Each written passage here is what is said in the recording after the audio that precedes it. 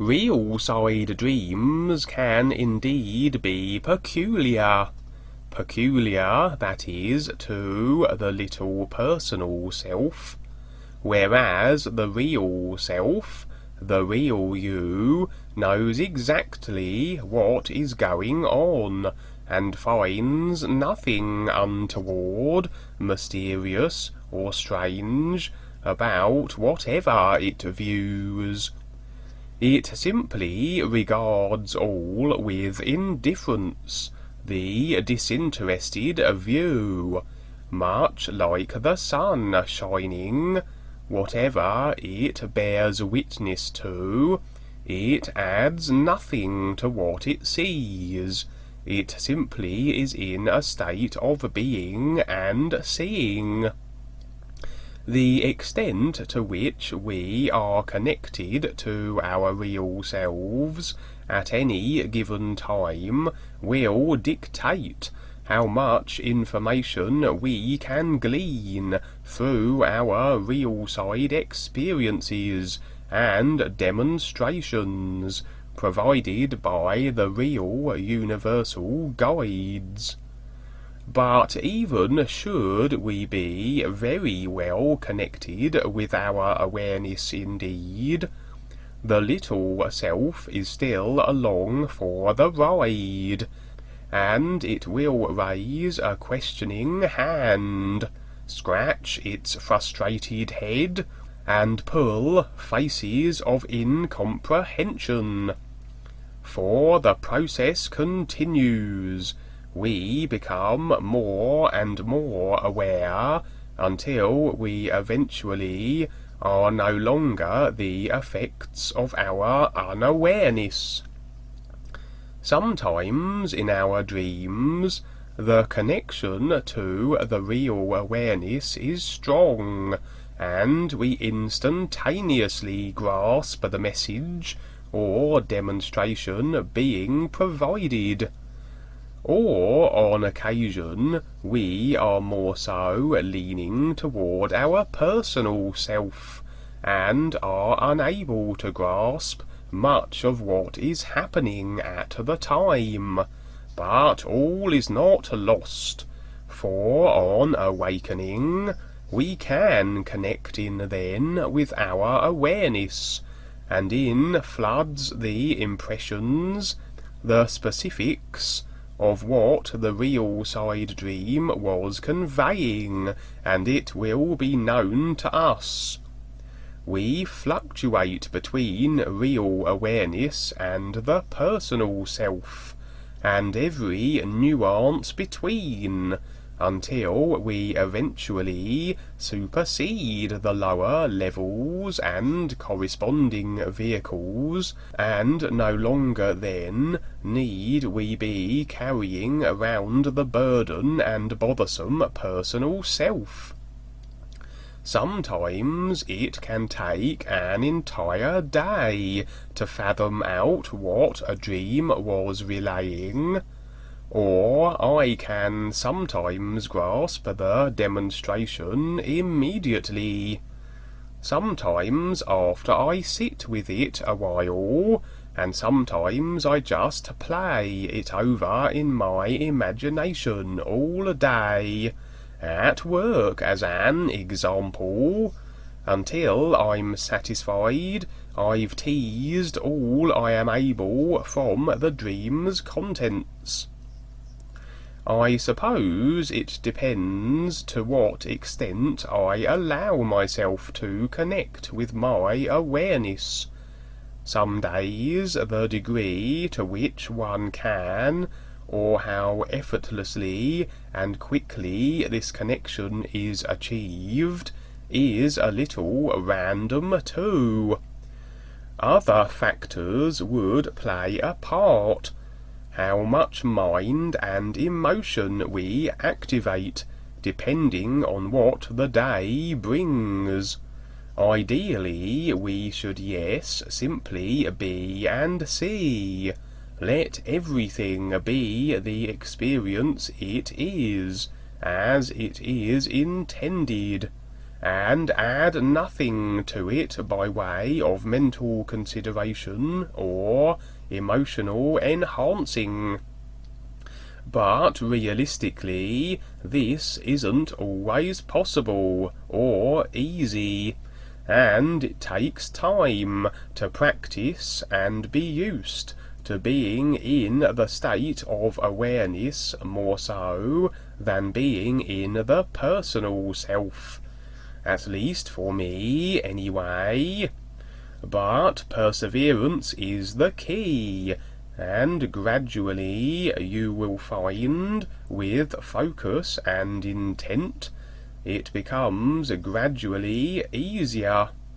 So where I was going with this was, yes, along the lines of the personal self being prevalent in real side dreams, and this can result in a dream experience that was designed to share or highlight something, becoming an emotional turmoil that it really ought not have been.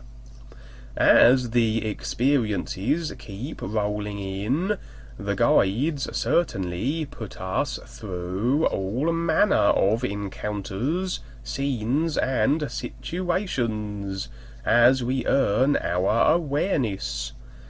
I think, too, that over time they will gradually ramp up the intensity of certain aspects of the experiences to elevate further not only our awareness, but our ability to handle situations and remain objective in the face of demonstrations that we never could have dealt with or stayed indifferent to even months ago. Some lessons are hard learnt, but must still be endured as we face all of our created self and all of creation. Some scenarios are set up in such a way that the personal self is encouraged to be at the forefront of the experience. It's possible the guides even negotiate with the real self of the individual to ensure it remains distant, and that the experience can only be encountered from the perspective of the panicky, emotional, literal, personal self. So why would they do this?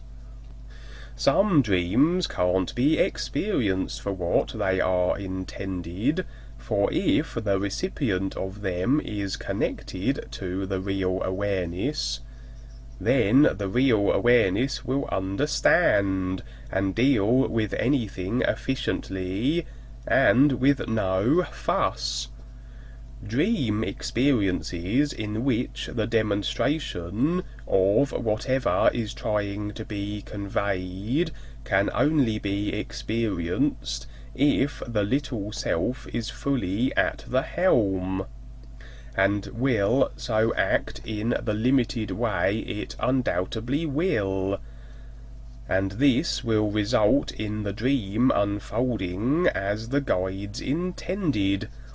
An example of what I mean is the dream I recounted on last week's radio show, where I was with the new presentation New Friends in a kind of elaborate broadcasting centre, and something annoyed me, and I stormed off in annoyance, deciding to not be a part of it any more, and renounce my journey to be with the Is.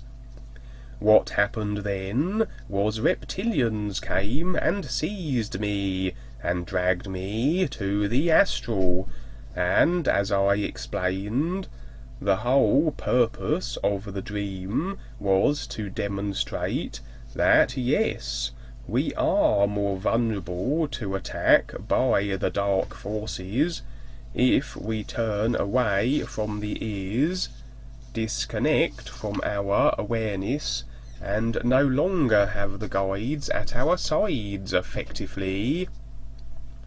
And the next scene switched to one with Dwayne, and he confirmed this was so.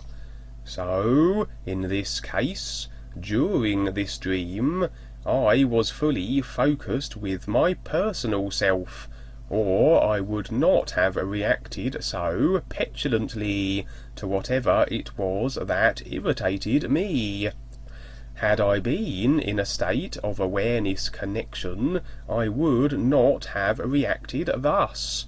I'd be indifferent and objective, and so it would have been impossible for the guides to set up this dream the way they did to affirm the whole notion of enhanced vulnerability due to walking away and returning to the personal self.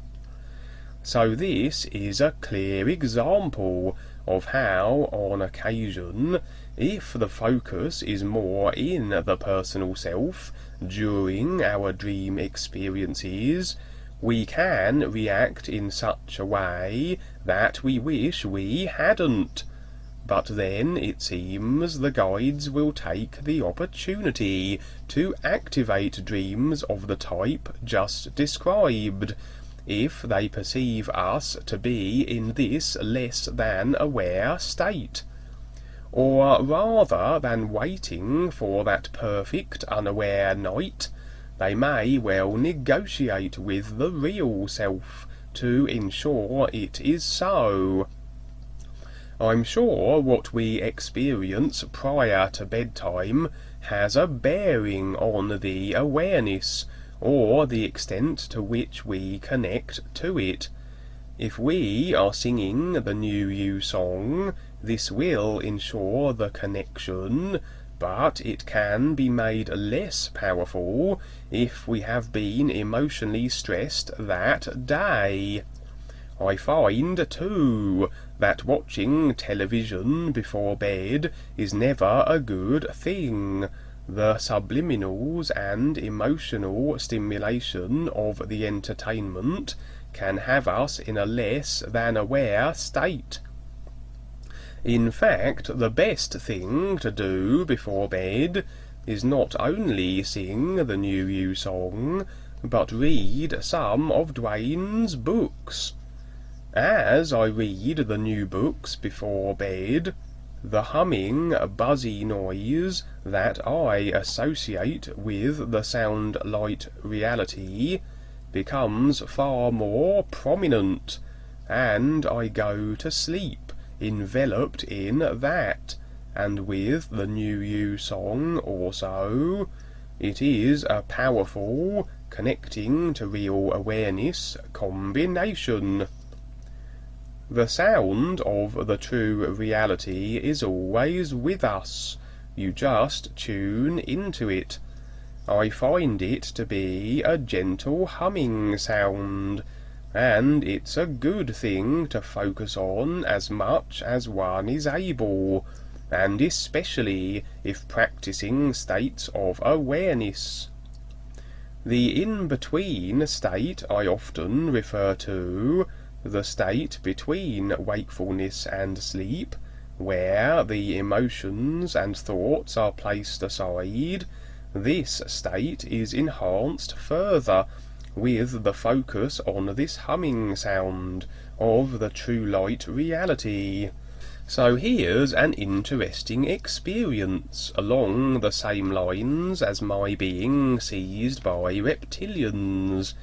And again, in order for this dream to have the full impact as intended, it was imperative to keep the real awareness at bay, to be in the personal self, or it simply would not have unfolded as it did. Initially, then, I was once again with the new friends. We all were launching and presenting projects to share the ears with the world. The scene in which this was occurring was not as apparent as the prior dream I described on the last radio show, where I was in a grand broadcasting studio. It was, in fact, rather hard to discern. It's like we were all doing a stage show, role-playing various parts. But in the dream, I instantly grasped what was being seen. So this is where my real awareness would end, just enough to glean the initial scene. Somehow I became a bit overwrought. My own presentation was overlapping others and causing disruption to the extent that I was more a hindrance than a help, a liability in fact. And with the personal self fully at the wheel, I handled the situation with the smoothness of Egyptian whiskey. For yes, my personal created self does have its share of unadmirable characteristics. For one, it is very infantile at times, and sees things with very overly suspicious eyes, leaning towards paranoia and a fair share of bitterness and resentment. Well, that makes me sound very unapproachable indeed, but I'm sure everyone's personal selves have their quirks and mannerisms. I was merely pointing out my worst ones, and put together in a hat, without the more redeeming qualities to balance it out. Yes, it sure does sound bad. So if I am fully immersed in my personal self, and I have situations not to my liking, I will be petulant, and take everything very personally, and unable to accept criticism. On this occasion, then, Dwayne was most displeased with what had transpired. In this, as far from my real awareness state as I can be, I reacted with petulance. Interestingly, even leaning fully toward the personal self, I was still aware that I was somehow directing the conversation, a little like I was holding up cue cards, and Dwayne and I spoke our parts, and Dwayne would say how I was excommunicated, and I was to be on my way, and never darken the doors of the new presentation again. So, on my way I did go, and turned from my process of becoming more aware. I also ensured I destroyed everything on my way out, as much as I was able. Then I awoke. Naturally, this was all very shocking to my personal self, and because of the emotional response and turmoil I was in, my awareness connection remained severed for now. I tried to ration out what had just occurred, trying to understand it in my mind. The first thing I did was to go gallivanting on an out-of-body excursion. Don't ask me why, but out I went. I bumped into a few people. A group of people, in fact. Curiously, one female asked me if I was collared, to which I responded no, and then she collared me. Rather strange, but I went along with it to see what might transpire.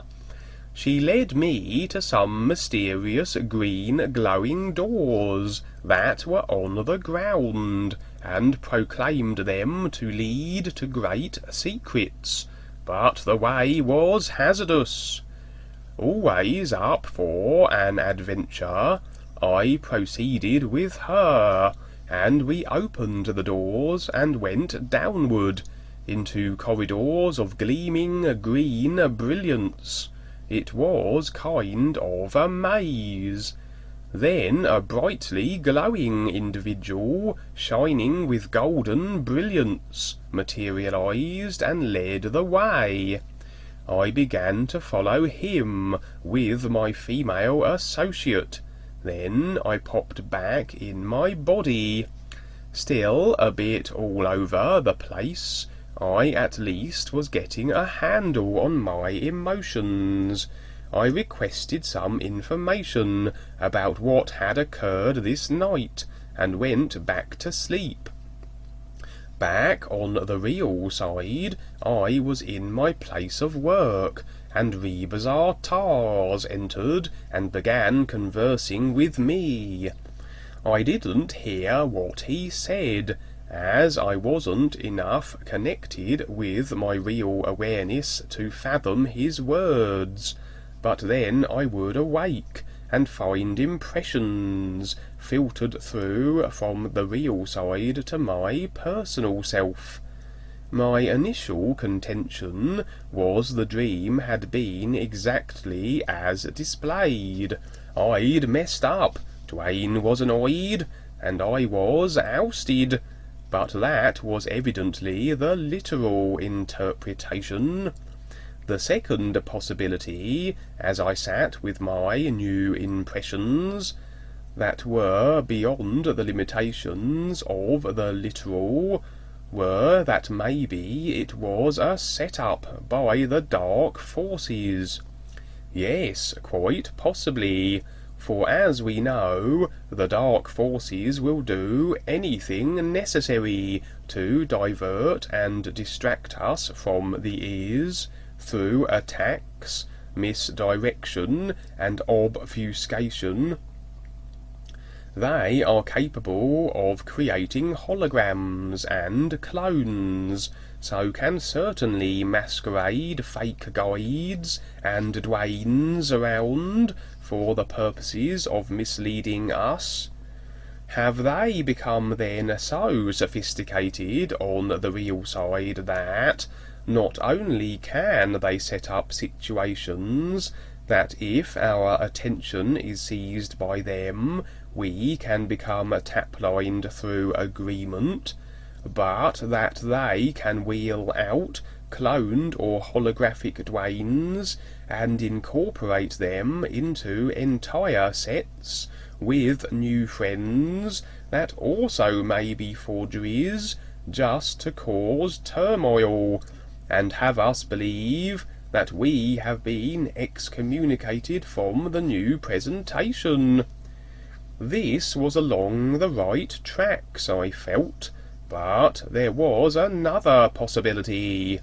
The golden, once-in-a-lifetime opportunity provided by the real guides is something exceptional. After millions of lifetimes, the chance to finally get through it all and claim a real life with the true reality. But Dwayne often speaks of how, despite such an opportunity, that must surely demand humbling gratitude and appreciation, people can take it for granted. I'm sure many people can be guilty of this, or taking it for granted to a degree, particularly while still working through the pesky personal self. I suspect that once in a while the real guides do set up dreams like the one just described, just as a reminder for the personal self, who may well be on board with the process, but that does need a little shake-up on occasion. And so possibility number 3, I feel, was just that. The dream was set up in such a way that it couldn't have had the impact it did unless I was in my personal self, Either I just happened to be so, and the guides took the opportunity, or an agreement with the real self to ensure this was so. And thus I experienced from a completely personal viewpoint the sense of no longer being associated with the new presentation, and continuing with my process of becoming more aware, and recognizing the is. And it surely wasn't a good place to be, a sense of detachment and aimlessness that returning to the personal self would entail. For those who have been with the new presentation for many, many years, it must be hard to remember a time when it wasn't a part of their lives and there wasn't a connectedness to the is. I've been on my process for about a year and a half now, and I certainly could experience the difference between the two states of being that this experience provided. So a little comparison then. The sense of being on my awareness process and proceeding further into the is, and that of disconnection from it, and potentially returning to the little personal self, and the relief from my personal self when I determined that this was closer to the mark by way of interpretation. The entire thing contrived to possibly remind the personal self to not be taking it for granted, for see where you are without it, and then this would further bolster one's resolve to even more so focus on the is, and perhaps help shake off more emotional attachments and self-imposed restrictions, with the added determination to work through the personal self.